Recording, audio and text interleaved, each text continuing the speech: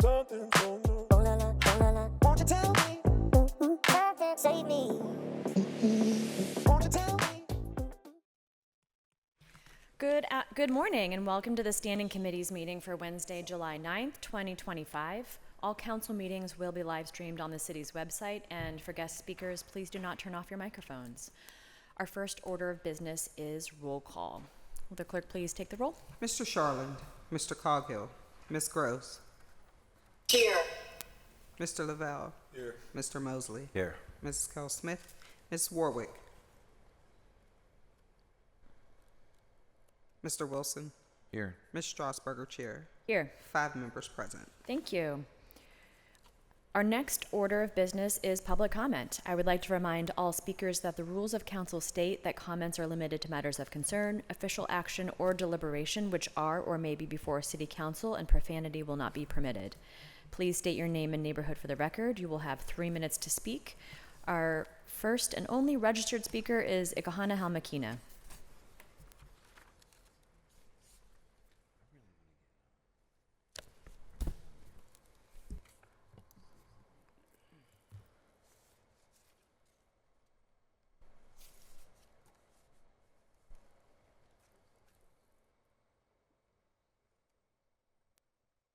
Greetings and good day. My title is Ikahana Halmakina. Over the past 30 years, I've witnessed numerous bars and clubs get shut down because they were declared a nuisance. Well, it's about time that law enforcement agencies shift their focus on the other nuisance hiding in plain sight. Gun stores who are violating every law on the books and selling firearms to our children. We're allowing guns to flood our communities. This is one aspect of gun violence prevention that hasn't been addressed. Businesses like Neville Island Firearms, located at 7400 Grand Avenue, are a problem.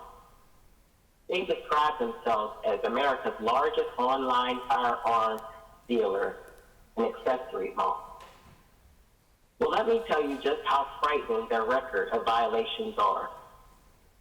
They've had 219 illegal firearms traced back to Island Firearms. They are currently on the Demand 2 program, which means that they had 25 or more crime guns traced back to them within 1 calendar year. They have had 60 crime guns traced back to them, which means these guns were used in a violent crime, were illegally possessed, or used in a homicide. These are not speculations. This is an actual data-driven information.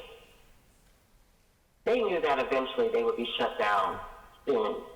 So they did what the classic evasive move by selling the business to their daughter and renaming it Island Firearms, which gave them a clean record. Under the same roof, in the same location, with the same reckless, nefarious business practices that leave our communities feeling like a war zone and heartbroken due to the loss of a mother, a son, or even a friend.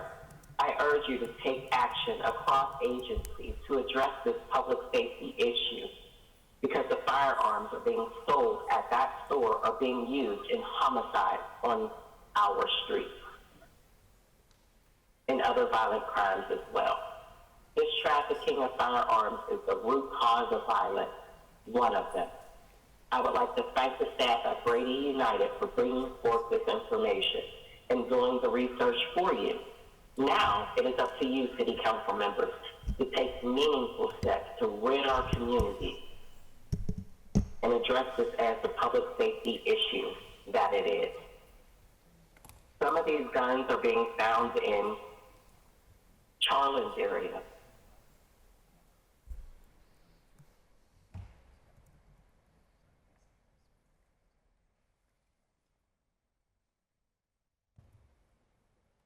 Thank you. Thank you very much. There being no further registered speakers, we'll now take comments from those in the audience wishing to speak. Are there any Speakers wishing to come to the podium? Good morning. The missing child, Cerise Taylor, Special Agent Sunshine, a special agent for God. It's amazing, this job he gave me. It's better than anyone I ever had. Thank you, Lord, for using me as a vessel to do your will, not mine. This is what he spoke to me today. Serve faithfully. Matthew 25:21 says, well done, good and faithful servant. You have been faithful over a little. I will set you over much. Enter into the joy of your master. There's times we feel like we're doing the right thing, but nothing's happening. God's not moving. You don't see any progress. Just because you don't see what he's doing doesn't mean he's not doing anything. I wouldn't be here if he wasn't. 1 Timothy 1:12 says, I thank Christ Jesus our Lord, who has given me strength, that he considered me trustworthy, appointing me to his service. Here's a quote from Martin Luther King Jr. It says, the ultimate measure of a man is not where he stands in moments of comfort and convenience, but where he stands at times of challenge and controversy. I thought that was amazing. Because right now, I'm really living in times of challenge and controversy, but I don't look like my story. A lot of people tell me that. I try to spread the joy of love, of the love of God to everybody I meet. And I know now that's why he placed the crown of glory on my head, for doing that, for sharing what he said with everybody. Because there's so many people that are focused on what other people are saying and doing, like me. A lot of people spend a lot of their time in life trying to see where I'm going, what I'm doing. I'm being monitored everywhere I go. People are recording me everywhere I go. And it's crazy because I ask God to open my eyes and show me all deception. And he does. And I see him everywhere I go. I ask him, open my ears, Lord. Let me hear every liar. Show me every thief in my life. Show me everybody involved with this case. And he does. And I just pray more. I pray more. Psalm 34:10 says, the young lions suffer want and hunger, but those who seek the Lord lack no good thing. And the greatest thing that I've gained from this whole experience, of my inheritance being taken from me, which I know will be replaced, is the peace that he's given me in spite of it all. I still have peace in my life. I sleep good at night. Proverbs 11:30 says, the fruit of the righteous is a tree of life, and the one who is wise saves lives. In Jesus' name, amen. Thank you very much. Next speaker, please.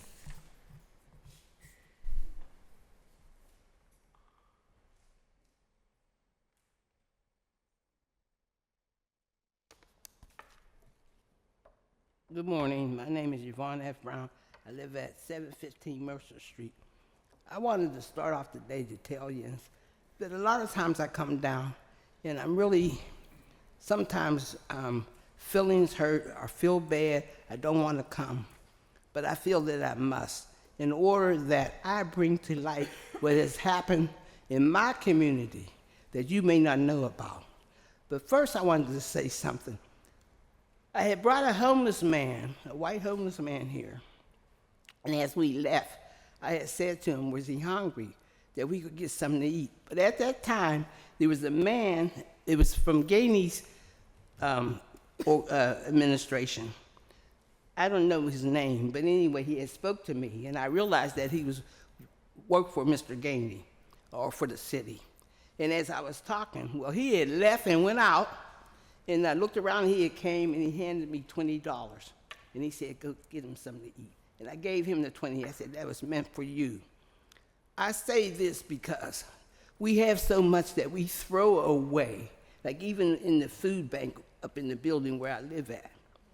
But I came down to say to you city workers, there's quite a few of you that have said to me that you watch how they treat me and how I'm treated differently. And I want to tell you that I thank you. And sometimes you're the reason why I come because you see what's happening. A lot of people don't understand. If you're coming down here, you tell them to stay home and say it on the TV. But if they come down here and actually watch you, where you're on the TV, you're on the radio, you're on the phone, computer, you may even get up and sit on the side and get on the phone, all kinds of things. And to me, that is total disrespect. When I heard Secret Agent was saying about the money that our clerk may get $10,000 more. Anytime that she's working 5 days a week and you work 2 and get $86,000, and she has to deal with 9 of you and staff, plus you must understand this woman is educated. She has a bachelor's degree. She might even have a master's now from Carlow College, the same college I went to. She has business administration knowledge. She was taught, and she runs this organization, to me, very well. She has always showed me much respect. All I'm saying is to you is that you have to understand that you cannot disrespect someone and expect them to talk nicely to you or to praise you or to even look at you as another person. Because I feel if you don't think I'm anything, hey, what about you? I'm telling you, I've been coming for years, and the only reason why is because you need to know what's happening. Thank you very much. Next speaker, please. Are there any further speakers? There being no further speakers, we will now move on to the standing committee's agenda. The first committee is the Finance and Law Committee. Recommitted paper, Bill 1965. Bill 1965, Resolution amending Resolution 932 of 2024, which authorized the fee schedule for 2025 pursuant to Chapter 170 of the City Code by revising utility permit fees as recommended by the Director of the Department of Mobility and Infrastructure at no cost to the city. Motion to approve? Second. Discussion? Seeing none, all those in favor of Bill 1965, please indicate by saying aye. Aye. Affirmative recommendation. New papers, Bill 1989. Bill 1989, Resolution authorizing the mayor and the city solicitor to enter into a professional service agreement or agreements and amendments thereto with Block and Associates for legal consulting services in connection with the current city construction project for an amount not to exceed $40,000 over 1 year. Motion to approve. Second. Discussion? Seeing none, all those in favor of Bill 1989, please indicate by saying aye. Aye. Affirmative recommendation. Bill 1990. Bill 1990, Ordinance amending the Pittsburgh Code Title II, Fiscal Article 3, Depositories, Chapter 221, Contracts, Section 22102, Requirements for Qualification, 22106, Creation of Reinvestment Review Committee, 22107, Evaluation of Financial Institutions, and Section 22109, Award of Banking Business, so as to fix the term of contracts with financial institutions to 3 years. Motion to approve. Discussion. Second. Second with discussion, Councilman Wilson. Is there someone here to speak to the bill? I think this is what we went over on our. Yeah. Okay. In the leadership meeting. Yeah.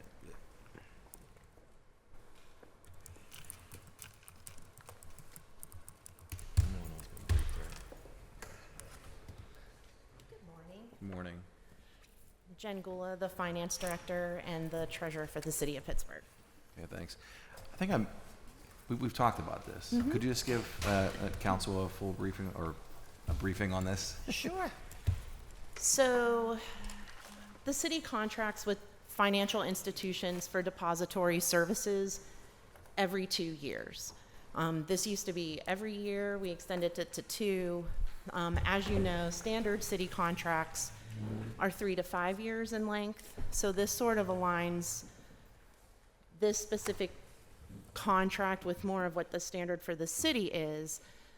Additionally, the depository services is a bit of its own animal, and there are multi-facets to this project. It also includes a reinvestment review committee, so it's a big lift on the finance department and the controller's office as well that actually has to convene the committee to review things like the reinvestment plan, community reinvestment plans that are required for financial institutions to submit as part of the contract process.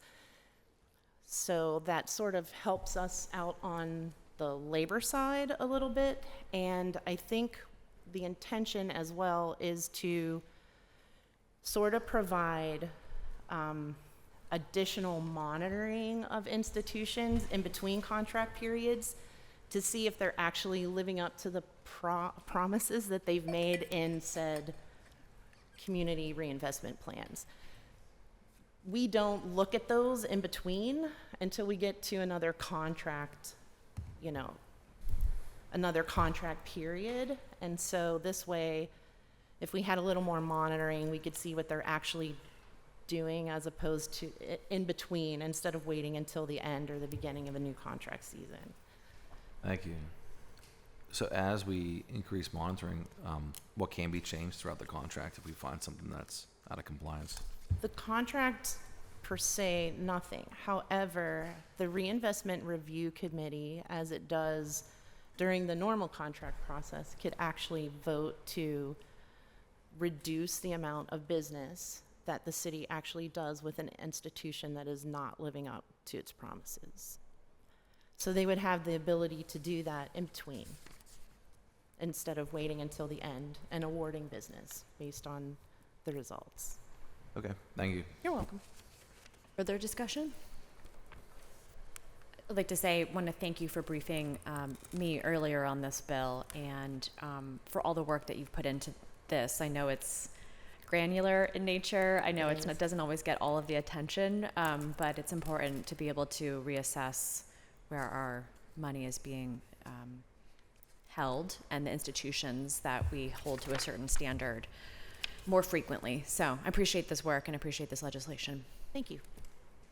Further discussion? Seeing none, all those in favor of Bill 1990, please indicate by saying aye. Aye. Aye. Affirmative recommendation. Thank you. That moves us on to invoices. Is there a motion on invoices?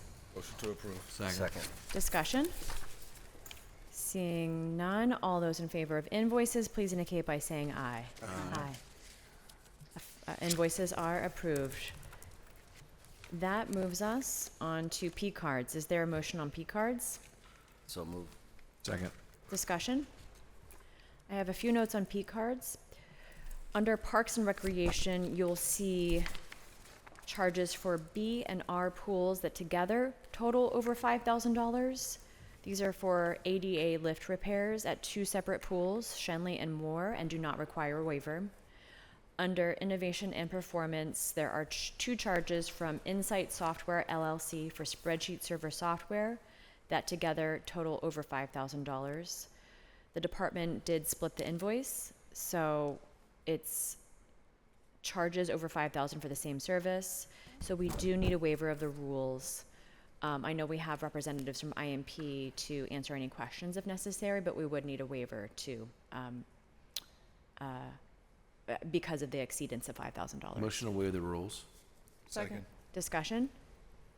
Seeing none, all those in favor of waiving the rules, please indicate by saying aye. Aye. Aye. Any further discussion on P cards?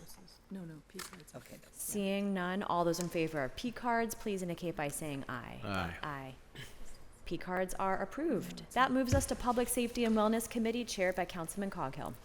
Deferred papers, Bill 1531, resolution authorizing the mayor and the director of the Department of Public Safety to enter into a clinical affiliation agreement with Community College of Allegheny County to enact a precepting program allowing students to learn professional skills from city employees in the Bureau of Emergency Medical Services for training and educational purposes at no cost to the city.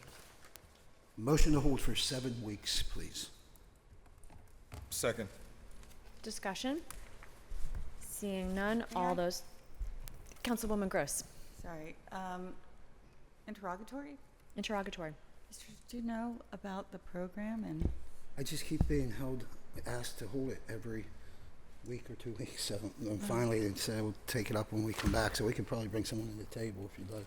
Maybe not today, but I'll send an email. Oh, thank you all for being here. I see that you're all here. I appreciate, but I don't want to take up your time. But if you just want to email me some information, because it seems like a great project, and we're excited to see it moving. So that's all. Thank you. I appreciate it. Thank you. Any further discussion?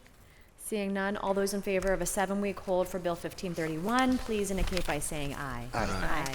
Bill be held for 7 weeks. Bill 1962. Bill 1962, Resolution, amending Resolution 848 of 2021, which authorized the mayor and the director of public safety to enter on behalf of the city of Pittsburgh into an amended professional services agreement or agreements with End Time Solutions, Inc. for EMS and police scheduling and timekeeping services by increasing the approved amount by $434,140.30 at a total cost not to exceed $1,336,665.30 over 10 years. Motion to approve. Second. Discussion? Discussion. Council President Lavelle. Thank you. I had asked for this to be held 1 week last week. I'm thankful to Director Schmidt. We were able to talk. I was able to have my questions answered. And for the timekeepers who did reach out to me, I just want them to know that yes, there will be a dedicated police officer who has been trained on this system to provide support for them, as well as the new contract will also provide a week of training for the actual timekeepers to learn the system and know how to work it effectively, which is one of their major concerns. So I just want to thank the director, and I'm good. Thank you. Any further discussion? Seeing none, all those in favor of Bill 1962, please indicate by saying aye. Aye. Aye. Affirmative recommendation. New papers, Bill 1984. Bill 1984, Resolution authorizing the issuance of a warrant in favor of Pulse Point Foundation in an amount not to exceed $6,000 for the city's share of the license fee for the annual renewal of the Pulse Point Emergency Services application. Motion to approve. Second. Discussion? I'll just say I find a value from this service. I haven't signed up personally to respond to emergencies as you can as part of this, but I find it valuable to have the app to be able to understand where our emergency services are, what's occurring in the county and in the city. If I hear, hear multiple sirens going by and I want to know what's happening, usually Pulse Point can tell me. So I'm glad we're renewing this, and I hope it's as valuable, if not more so, to our public safety first responders as it is to me. Any further discussion? Seeing none, all those in favor of Bill 1984, please indicate by saying aye. Aye. Aye. Affirmative recommendation. Bill 1985. Bill 1985, Resolution authorizing the issuance of a warrant in favor of Howell Rescue Services, Inc., in an amount not to exceed $6,264 for the payment of preventative maintenance of hydraulic rescue tools. Motion to approve. Second. Discussion? Seeing none, all those in favor of Bill 1985, please indicate by saying aye. Aye. Affirmative recommendation. Bill 1986. Resolution amending Resolution 715 of 2024, which authorized the mayor and the director of public safety to enter on behalf of the city of Pittsburgh into a professional services agreement or agreements and amendments thereto with 100 Public Safety, Inc., doing business as Performance Protocol to identify and implement additional solutions to address Pittsburgh Bureau of Police recruitment and retention challenges by increasing the approved amount by $40,000 for an amended total cost not to exceed $78,172 over 2 years. Motion to approve, brief discussion. Second. Second, with discussion, Councilman Coghill. Yeah, I'd like to call anybody who wants to come up from public safety, whether it be Commander or Director Schmidt. You want to come up too, or? I think I didn't see you over there.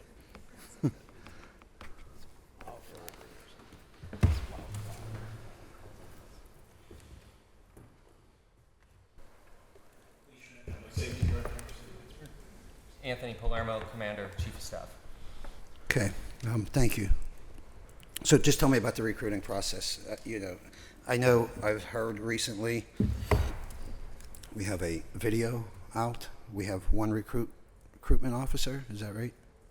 We have 2 recruitment officers full-time. That's what they do full-time. Full-time, that's what they do, recruit. That's Yep. it.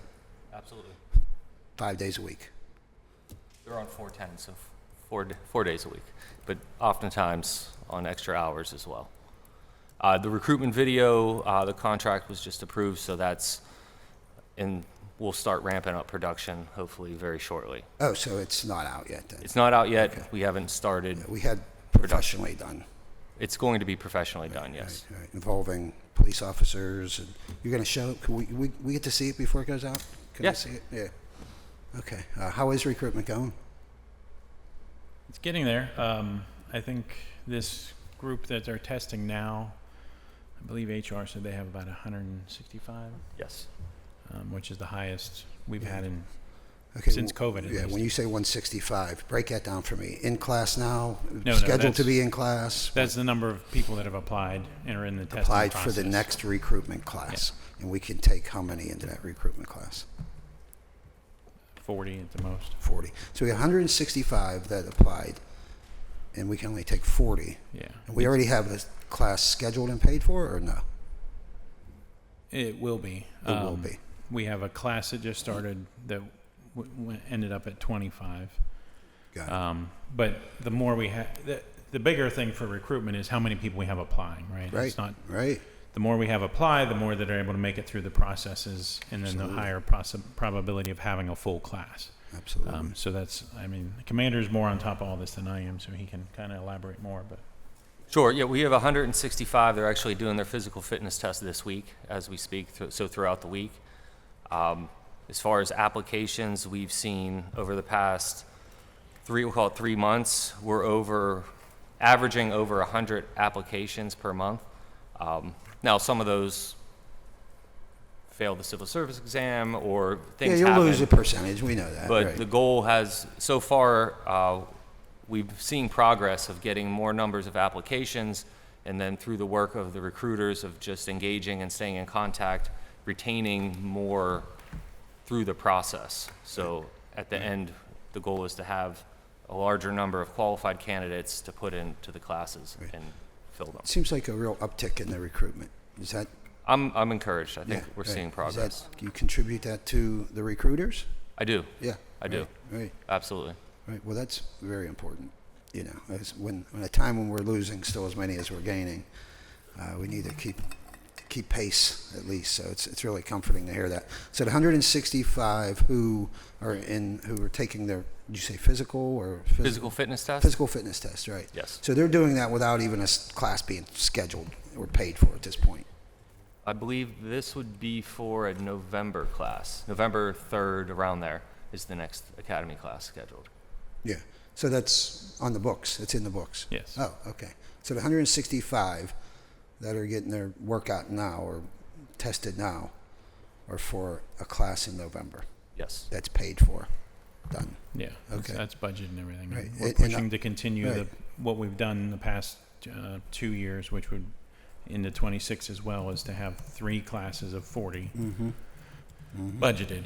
Right. And then hopefully, if we can get those filled, that would give us 120 officers new per year, which would outpace retirements and That's where departures. we need to be, right? So of that 165, how many will actually make it into the class? 40, is that right? We're projecting 35, 40, or not qualified. I mean, how many can we take? What if they're all qualified is what I'm saying, right?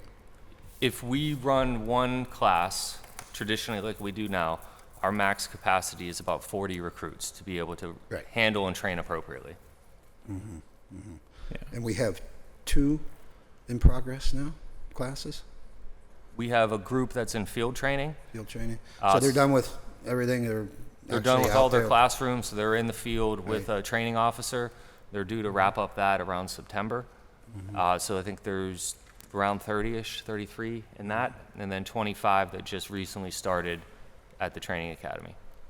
Okay, so we really got 1 in the academy right now. The other Correct. classes out there, hopefully getting ready by September to be on their own. Yes. Yeah. Okay.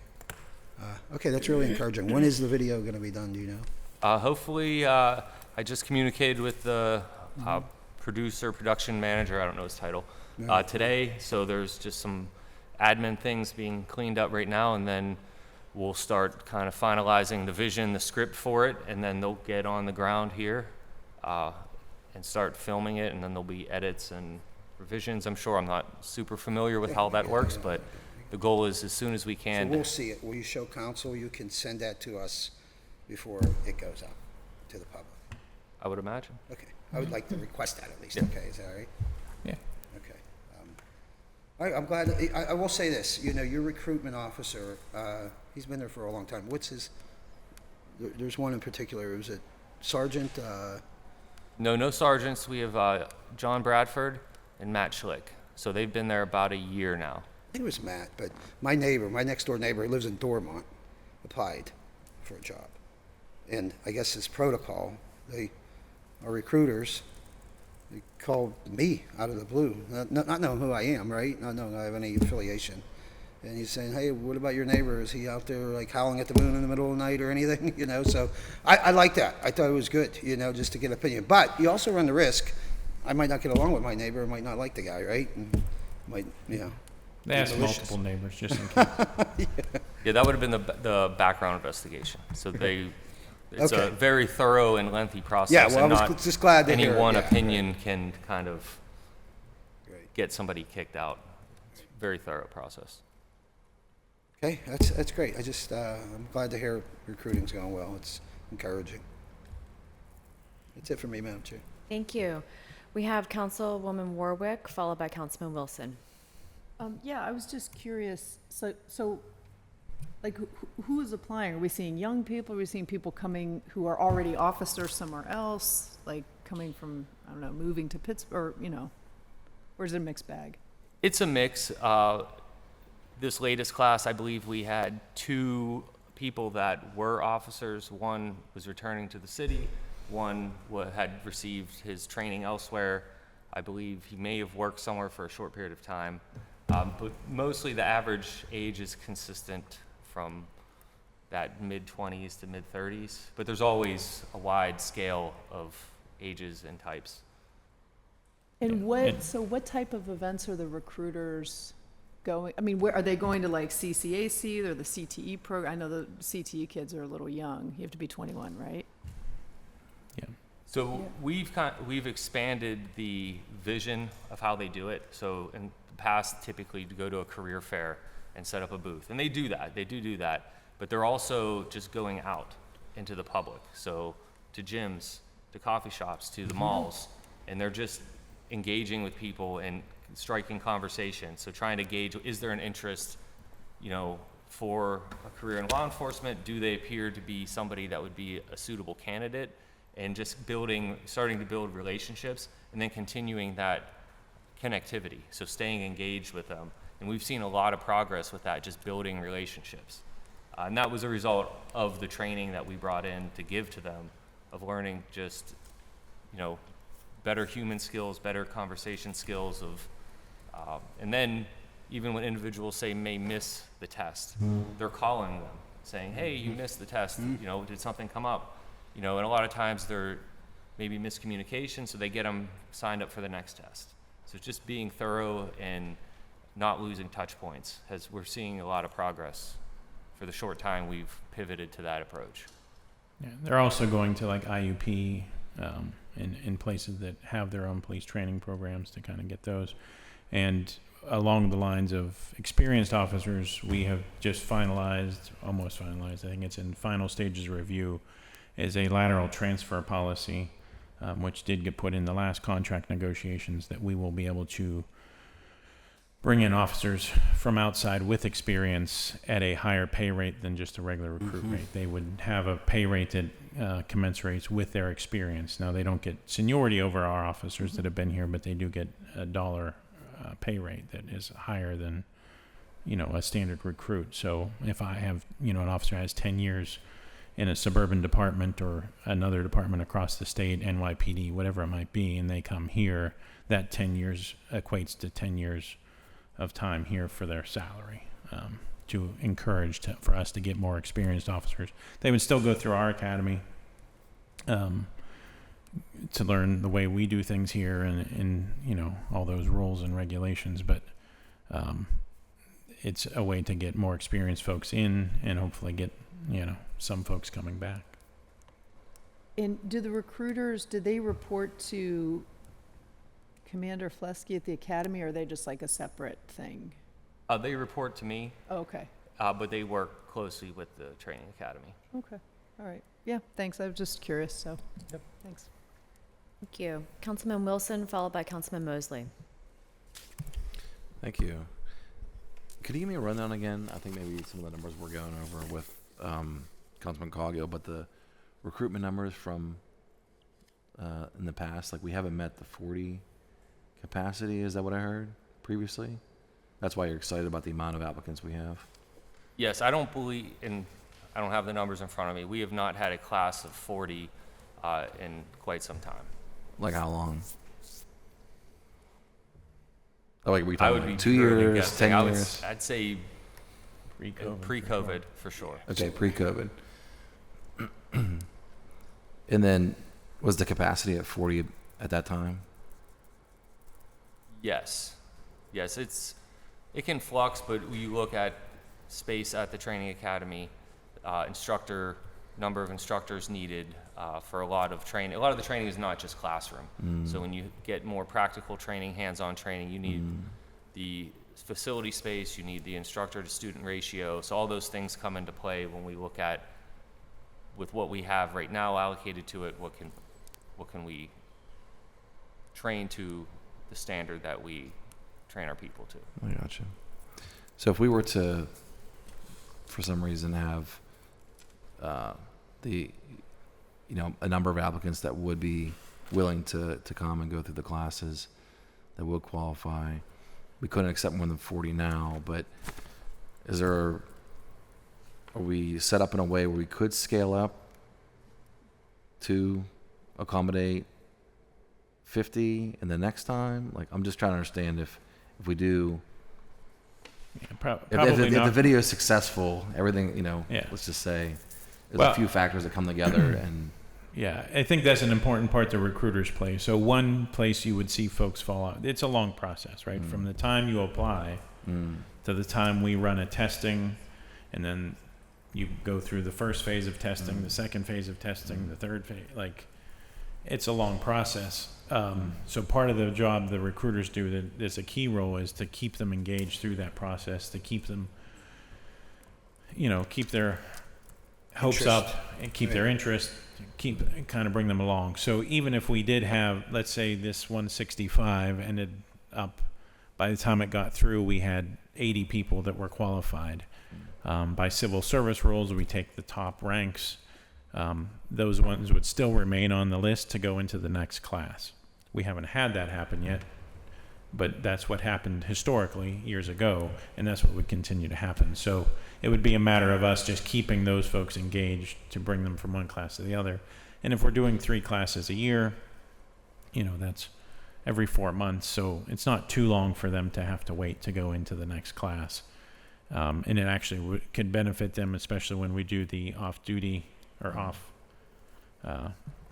off testing, come out and work out with us as a group, kind of things that the recruiters have been trying and working with. Because a big part where we do see people fail is the physical agility. That tends to be in the physical exam. The commander could go more into that, but a lot of people think they're more fit than they truly are, or the traditional exercises that are required by MOPEC are a little more challenging than just a standard workout they do. So it's a matter of teaching them what the workout is, keeping them engaged, and we would continue that. As far as adding more, we could probably push a few more if we got that more. If we ended up with 45, maybe we could get 45 in a class, but if we ended up with 80, we would want to separate that. So it would just be a matter of how many and how much we could get that. It is still a tight space. They have made some renovations to give us a little more room, but the other thing is with the overall numbers we have right now, we can't afford necessarily have adjuncts come out of the field and go into the academy to do instruction. So, because we need them on the street. So it's a balance of resources, really, like everything we do. Yeah. So would you say it's more an issue of space if that would occur than staff? Probably space would be the first thing, staff would be the second, yeah. All right, thank you. Thank you. Councilman Mosley. Thank you. Thank you for being here. And my first question is, you stated that there's currently 165 applicants, which is, increase from, the COVID years. What was, even if the ballpark is fine, what was like the ultimate low when we were in the midst of COVID as far as like the lowest number of applicants? I just want to get a sense of how much progress we've made since like the height of COVID. Yeah, I was not involved. Okay. I was in the training academy during that time, but I think our first class back was around 20. Mm-hmm. And you know how many applicants? I do not. Okay. I don't have those numbers. Yeah, and when I said 165 applicants, I misspoke. That's in the testing phase, which is more. Okay.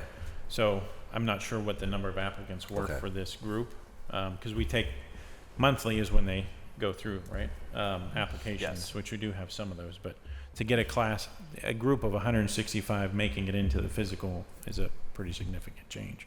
Right. We can get you those numbers. Sure, no, I would appreciate that. And now you're saying you're getting 100 applications per month now? It's average. So just Average, for yeah. instance, in March, there was 113 applicants, April 96, May 119, June 115. Okay, and is there like a difference like year to year, like this time last year, was it around the same number, or are we seeing like an ongoing increase in entrance? We are seeing a slow, I don't call it a jump, we are seeing an increase in the number of just total applications. It's not huge at this point, but I'm encouraged by the uptick in it. Right. And I think just the more that the recruiters are doing their work, I think with the other strategies we're employing, I think the goal is to keep that and just keep driving that on an upward trend. Right. And do you have like an ideal number, of applicants, like in a perfect, scenario, like if you saw, X number of applicants and X number of people go into the testing phase, that would, address what you had mentioned earlier as far as this idea of, getting to a certain number of recruits, getting to a certain number of officers to start to stem, the retirement versus, new officers to so that we can start, outpacing the amount of officers that are leaving the force. Yeah, I don't know if we're quite there yet, just because pre-COVID and even prior to, 2 years ago, our average number of officers departures was about 70. In the past 2 years, it's been over 100. This year, we're lower on the track right now, but I think we have to, balance that and see how it goes. Some of that is the amount of officers that came on 20 years ago that are now eligible to leave. Some of that is the change in culture. Some of that is post-COVID and availability of other jobs. So we have to we don't want to bring in too many people and have, a waiting list for 3 years like we used to, because people will fall off of that and go away. So we want to kind of see where we are. Ideally, if we have 165 going in, there's a good chance, because fiscal we usually lose probably close to 50% at times. Total application? Yeah, for testing. Yeah. That drop out to physical testing. So when we have a group of, like, I remember 2 years ago, we had a group of people going into the physical exam. It was like 40 people. I knew there's no way we're going to, get more than 20 people out of that group. Right.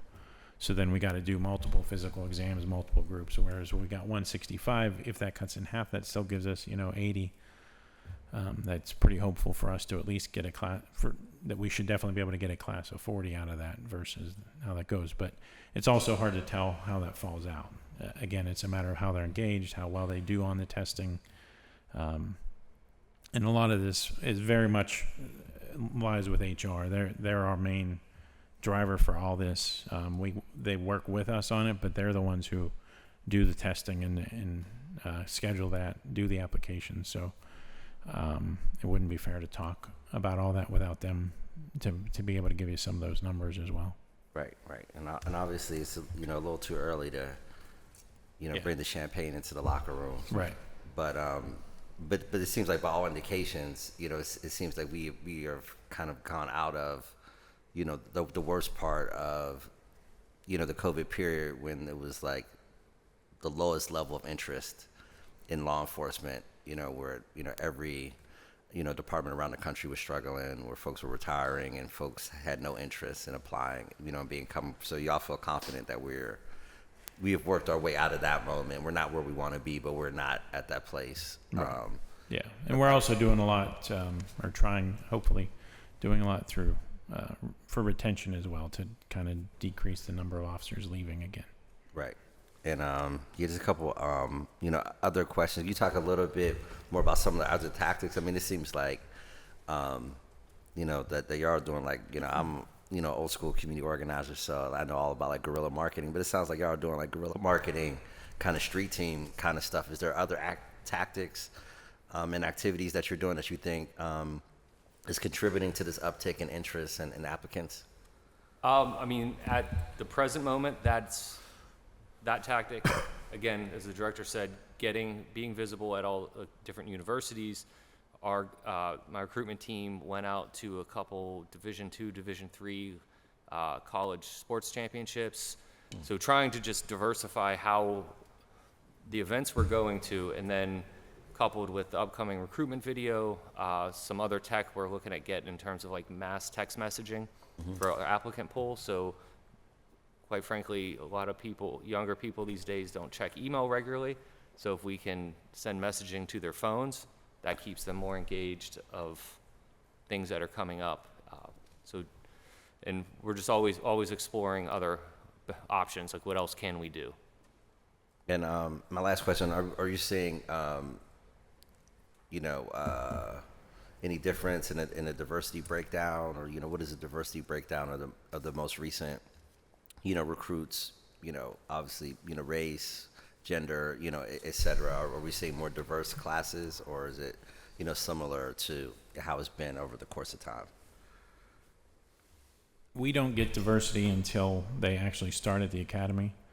The class that's in now has a little bit, and the one that just graduated last week, week before, I don't know. I was just at a recruit graduation. It was probably more diverse than what I've seen in the past few classes for sure. It's still not where we'd like it to be as diverse, but we don't. So HR intentionally doesn't share any of that with us, with applicants. You don't know until they come to the academy. A lot of that they try to keep blind, so nobody makes any assumptions. Sure, absolutely. Well, thank you for your time, and thank you for your work. Thank you. Your service to the city. Thank you. Any further discussion? Councilwoman Warwick, second round. Just one last question. So I've heard before about officers coming, getting trained, and then leaving and going to another bureau. Is there something in place that requires folks to stay if they get through the academy and get hired? No, not yet. We've had some discussions about that. MOPEC at one point reimbursed us for some of that, so we could only charge a minimal amount. If they left within 2 years, we could charge the municipality they were going to. However, prior administrations didn't want to engage in that activity to have us bill outside agencies for when somebody left. We have made those discussions, but we're also not seeing folks leave until majority of them around year 5 or so. So we're not going to get the MOPEC number. Now, the one thing that has changed as of right now, anyhow, is MOPEC has held that reimbursement. Hopefully, it's going to get restored. But if they don't restore that reimbursement to us, I think we definitely have to consider that, because then the city's footing the cost of the entire academy, their entire training, which is much more significant than when MOPEC reimbursed us. I want to say 40% or so of what we put into a recruit. So I think over the next year or two, we'll have to make those evaluations to see. What does MOPEC stand for?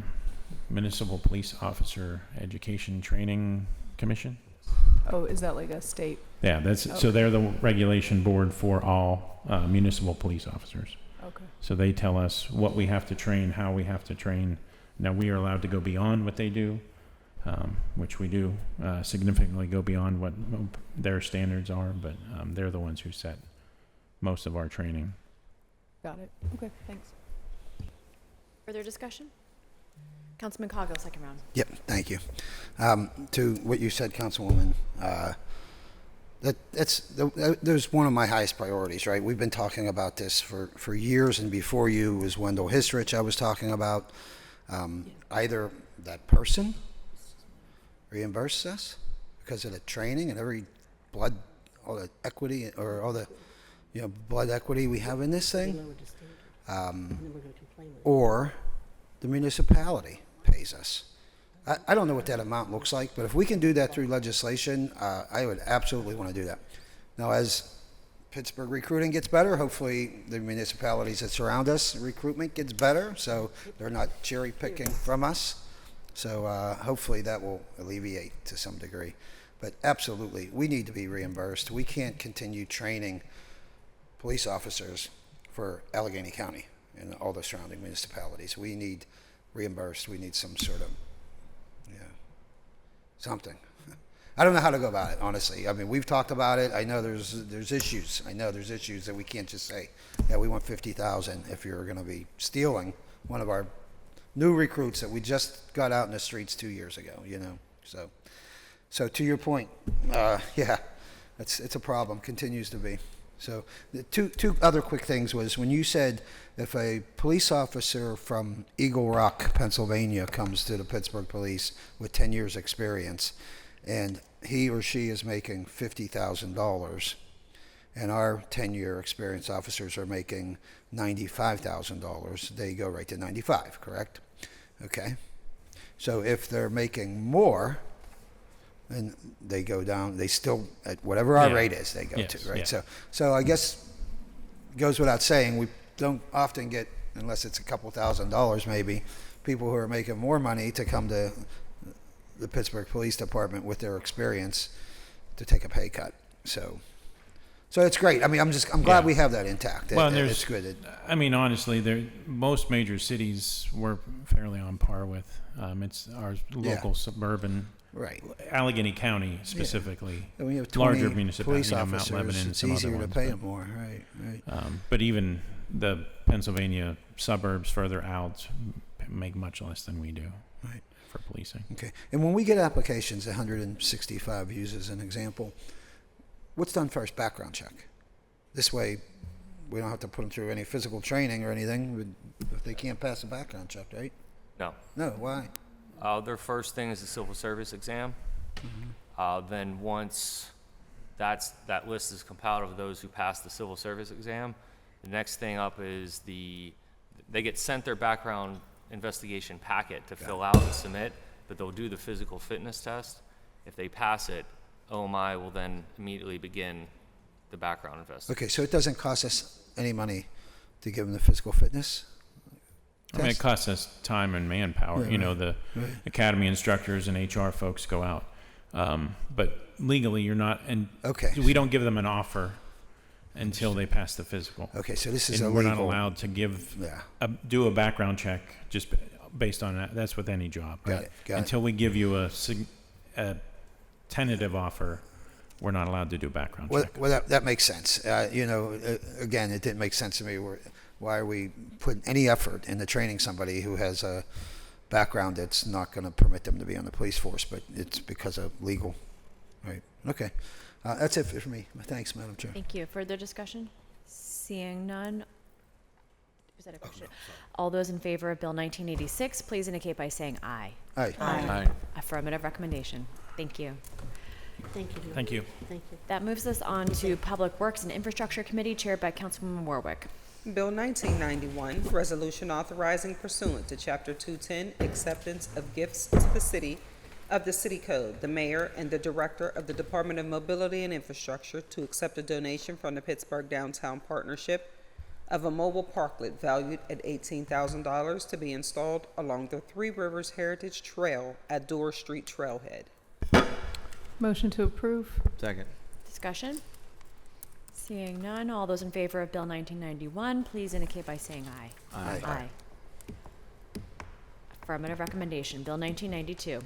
Resolution authorizing the mayor and the director of the Department of Mobility and Infrastructure and the director of the Department of Finance on behalf of the city of Pittsburgh to enter into an easement or easements and any amendments thereto in order to provide access and passage for the traveling public around the Brereton Street construction site at no cost to the city. Motion to approve? Second. Discussion? Seeing none, all those in favor of Bill 1992, please indicate by saying aye. Aye. Affirmative recommendation. That moves us on to Land Use and Economic Development Committee, chaired by Councilman Wilson.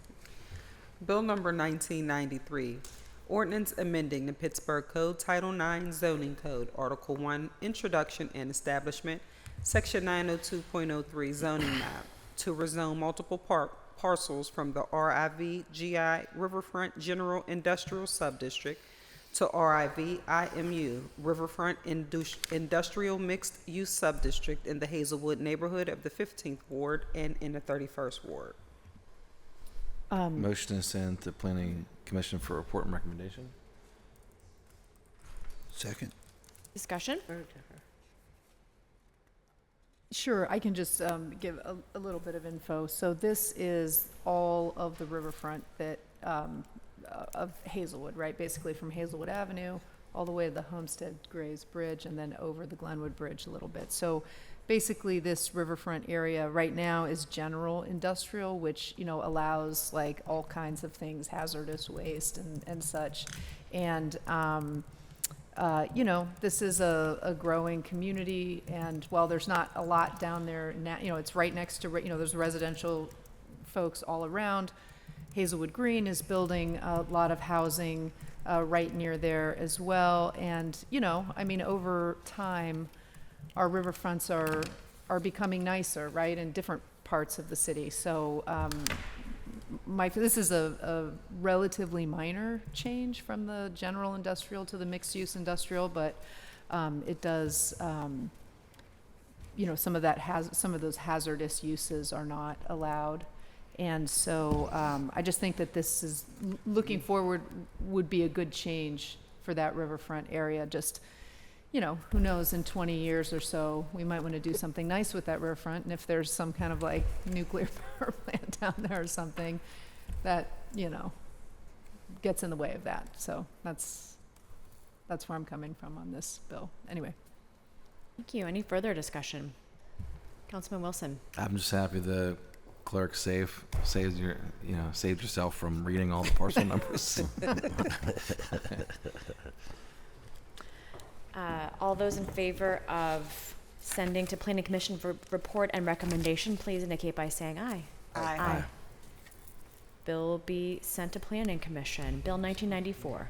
Bill 1994, resolution authorizing the mayor and the director of the Department of City Planning to enter into an agreement or agreements between the city of Pittsburgh and Bloomfield Garfield Corporation for the installation and maintenance of a mural at Leslie Recreation Center at no cost to the city. Motion to approve.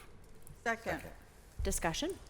Councilwoman Gross. Just a thank you to the administration and to all the community members. This is long overdue and everyone's looking forward to it. Appreciate it. Thank you. Further discussion? Seeing none, all those in favor of Bill 1994, please indicate by saying aye. Aye. Affirmative recommendation. Bill 1995. Resolution authorizing the mayor and the director of the Department of City Planning to enter into an agreement or agreements between the city of Pittsburgh and Casey Drove Cultural Productions, doing business as the Art Supply Company, for the installation and maintenance of a photo installation at Beachview Healthy Active Living Center at no cost to the city. Motion to approve. Second. Discussion? Seeing none, all those in favor of Bill 1995, please indicate by saying aye. Aye. Affirmative recommendation. That moves us on to Innovation, Performance, Asset Management, and Technology Committee, chaired by Councilwoman Gross. Bill number 1987, resolution amending Resolution 524 of 2020, authorizing the mayor and the director of the Department of Innovation and Performance on behalf of the city of Pittsburgh to enter into a multi-year agreement or agreements with E-Plus Technology, Inc. for network monitoring and a security professional services partner aligned with key business goals of reducing risk, improving service efficiency, and minimizing client impact to include better network utilization, monitoring, and enhanced security posture throughout the enterprise by increasing the approved amount by $765,300 for an amended total cost not to exceed $1,249,493 over 9 years. Motion to approve? Second. Discussion? Seeing none, all those in favor of Bill 1987, please indicate by saying aye. Aye. Affirmative recommendation. That moves us to our final committee of the day, Intergovernmental and Educational Affairs Committee, chaired by Councilman Mosley. Bill number 1988, resolution authorizing the mayor and the director of the Department of Public Safety to enter into an agreement or agreements with the United States Department of Agriculture for services relating to a cooperative wildlife damage management program for white-tailed deer for a sum not to exceed $99,494.05 over 1 year. Motion to approve. Second. Discussion? Seeing none, What are we doing with it? This is deer management, right? What's the last one? I just might have something. Councilwoman Cale Smith. Yeah.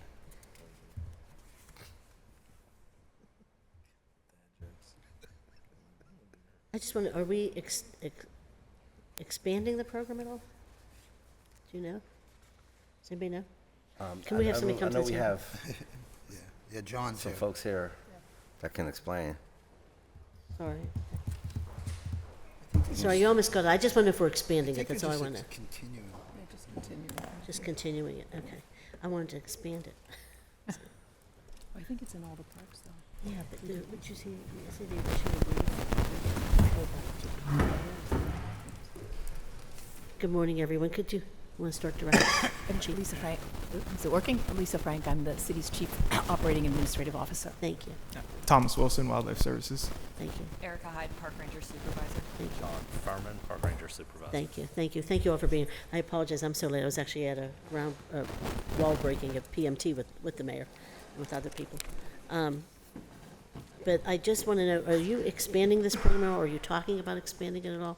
Because I think it's working in a lot of our places, but I just, the reason I want to know if we're expanding, because yesterday I just heard on the news that, I think it was the health department, the National Health Department, whatever it was, they put out a warning about the ticks, and people are getting really ill. So, and we've had people here that had Lyme disease, including Bill Urbanek, who used to be our budget director. He had Lyme disease, and he was out for a long time. So I'm just wondering, if we're looking at that at all. I think might characterize it as finishing up the expansion. So you probably remember we phased this Yes, in. and I appreciate We that. piloted archery in just 2 parks. Right. And then as we expanded that to rad parks, and as we expanded that to all the rad parks, we piloted the targeted removal in those original 2 parks. And since that went very well, we're now ready to do that in all of our rad parks. So yes, the short answer is yes. And I think at that point, we'll have it as expanded as it's going to be. Okay. That's what I'm wondering, if there's ever any thought about doing more than that because of the the tick, the issues with the ticks and Lyme disease and whatever else. And it just seems like there's so much more things to worry about now with these parks than ever before. And worrying about protecting the trees, worrying about trimming the trees, worrying about trees falling down, worrying about the tree canopy and all the animals and all the deer ticks and things that you have to worry about. So I thank you for the work that you do. I just hope that it would expand even more beyond the rad parks, to be honest with you. But maybe we can look into what else we can do to address that. Maybe just, are you working at all with the health department and the ticks and trying to do anything in the parks with them? No? Yeah, I wonder if we could just at least maybe have a conversation with them, because that morning the other day when you have little grandkids and they're playing outside all day long, you worry about it. And then when I saw Bill Urbanek and how sick he got, I just thought, well, we better do something a little bit more, that's all. But I appreciate that you're doing this at all, so, because I know it was at least I'm going to say this, Chief Frank, it was a bold move, and I appreciate it, so thank you. It was because people love their animals, and we understand that. But you also don't want to see them dead on the side of the road. You also don't want to see them, spreading Lyme disease to other people, to people. So I appreciate that you thought of all that. Thank you. Thank you. Any further discussion? Was that a, sorry, sorry, say that was anything. seeing none, just a wave, just a friendly wave, okay. Seeing none, all those in favor of Bill 1988, please indicate by saying aye. Aye. Aye. Affirmative recommendation. Thank you all. Thank you all. Be safe. So we will now move on to, it's sometimes a little bit unorthodox, and not on our agenda, but a motions and resolutions section. So motions and resolutions. Councilwoman Gross. Thank you, Madam Chair. Council members, we had a new bill yesterday that if I would have caught it, I would have waived the rules to waived Rule 8 to bring it to the table today. It is simply one of those Duquesne Light electrical pole easements. It's for a baseball field, and they can't get the lights on until we approve. This is the Leslie Field. And we've tracked it down, and I have it in my hand, and it was a new paper yesterday. So I'd like to bring it to the table so that we can do provisional vote, if you don't mind. Do we have to make a motion? Appreciate it. So yes, so I'm going to make a motion first to waive the rules. Second. And then is it waive the rules to amend the agenda, or is it a separate motion?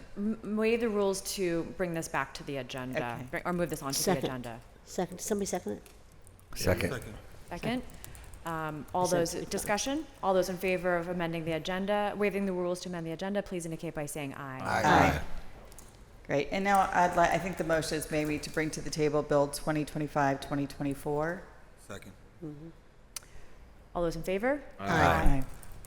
And so again, the clerk should read the bill, I believe. Is that, or motion to approve Bill 2025-2024? Second. I'm pulling it up. Give me 1 second. Thank you. Bill 2025-2024, resolution authorizing the mayor, the director of finance, and the director of public works to enter into an easement agreement or agreements with Duquesne Light Company for the installation and maintenance of one pole and wires on and over city-owned parcel ID 80R100, 4600 Butler Street, Council District 7, at no cost to the city. So we have. I think I already motioned to approve it. We have a motion to approve in a I'll do that second, so again. that's the bill. Any discussion on the bill? Councilwoman Kale-Smith. I just want to thank Councilwoman Gross because it was a big topic about this. And, you know, people, when they get to social media, they say things that they're not really accurate sometimes. And all they said was they tagged me and said that Councilwoman Gross wasn't working on it. And meanwhile, she was I've been working on it since March. Not only was she working on it, she was fully aware of everything. And I just want people to realize when you say stuff on social media, if it's sometimes it's just not accurate. And and I'm going to be honest, this week, one was with Councilman Coghill in a field in his area, one was with Councilwoman Gross. And the reality is, why would we not want to do these things? And I just wish people understood, council members and elected officials across the board want to do things to make sure their constituents are happy. So, of course she was working on it, of course she was aware. And I just want to thank her for making sure but I want the public to know that you had been aware. Thank you. Councilwoman Gross. Right, I appreciate it. So, and I also appreciate the coaches who literally have been tracking this project and staying in touch with us since March. And again, as you pointed out, Councilwoman, there are multiple construction projects going on across the cities, especially in our parks, which is great. And so it takes that kind of communication. It was really great to have people on the ground and my office because we kind of pushed it through PLI. We pushed it through with the contractor. We got feedback from the coaches about what was happening and what wasn't happening, and stayed in touch with DPW. And this is one last thing that was the law department of all places. So, talking to Duquesne Light throughout the project as well, and many city departments. So hopefully this will bring it to resolution, and those lights can come on. So I appreciate everybody's support. Good job. Thank you. Further discussion? Seeing none, all those in favor of Bill 2025-2024, please indicate by saying aye. Aye. Affirmative recommendation. Thank you all. So meeting announcements. This afternoon at 2 p.m., council will hold a briefing on the comp plan, educational plan. Tonight at 6 p.m., council will hold a cablecast public hearing on the trash situation in Pittsburgh. Speaker registration will close at 4 p.m. today.